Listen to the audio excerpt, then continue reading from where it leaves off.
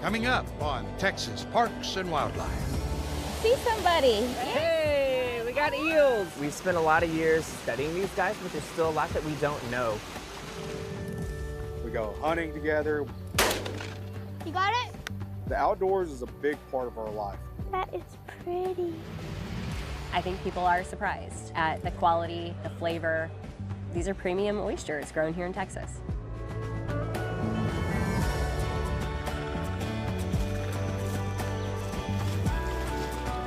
Texas Parks and Wildlife, a television series for all outdoors.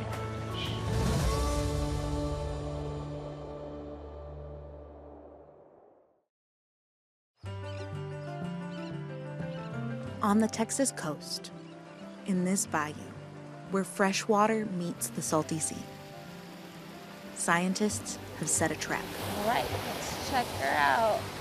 They're studying an ancient mystery and hoping to catch clues in this 5-gallon bucket. See somebody. Hey, we got eels. We've spent a lot of years studying these guys, but there's still a lot that we don't know.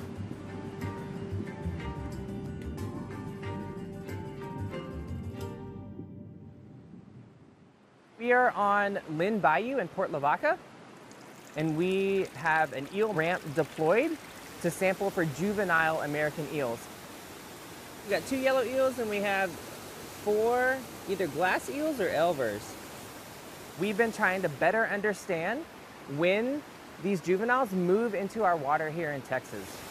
So these right here are your yellow eels.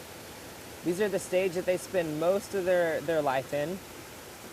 And then these are a little bit younger. These are glass eels or elvers. And so these are the first 2 stages they go through whenever they move into our water here in Texas.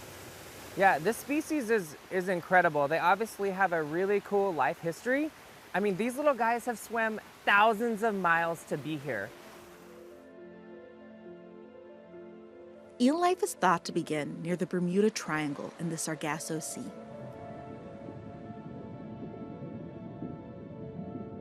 American eels begin life as leptocephali, flat creatures as big as a paperclip that float on ocean currents, making their way towards land as far north as Greenland, all the way down to South America.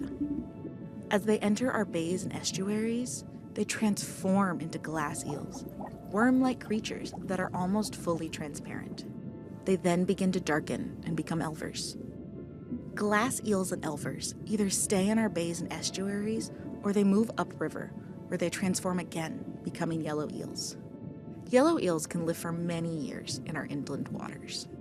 It's unknown what triggers their instinct to return to the ocean, but at some point, they make one final transformation to silver eels and begin their journey back to the Sargasso Sea to spawn and complete their life cycle. Time to open her up. Catching these elusive eels is harder than it looks. This is a gravity-fed ramp. It takes a little ingenuity. We have fresh water that comes down this hose into the ramp and it flows into salt water. And that fresh water is attracting eels up the ramp. And as they swim up the ramp, they fall over this lip and then they make their way down this hose into this bucket. And when we initially started the project, we set up eel ramps all across the coast. And we collected our very first glass eels in January of 2023. And to say that we were excited is an understatement because people were just extremely thrilled to finally collect glass eels. So those are the first glass eels that have been documented in Texas. Over on the Colorado River, another eel research team is keeping the project going. They chase flow, they hear it, they just want to go up. Glass eel migration isn't a set time frame, which is one of the reasons we keep doing this study year after year, is because so far the results are always different. We're using something called an eel mop, and basically all an eel mop is a piece of cement and there's a bunch of unfurled rope attached to it. And essentially they just move into the eel mops and treat it like extra habitat. They're not stuck in there at all. They could leave anytime they want, they just don't. Nothing yet. American eels are a species of greatest conservation need in our river basin specifically. The goal of this project is simply to better understand the ecology of this species, the American eel, in our Texas waters. Ooh, I see something. There's still so many question marks around this species, and people are still just trying to figure it out. Oh, Yeah? one.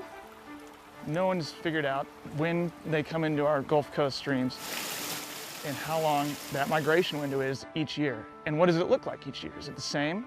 Is it different? Does it come and go? Clearly, when you migrate upstream, there's barriers throughout. Human-made impoundments, log jams, you name it, it's in the river. And for these species to circumvent these obstructions or straight up climb them is an amazing feat.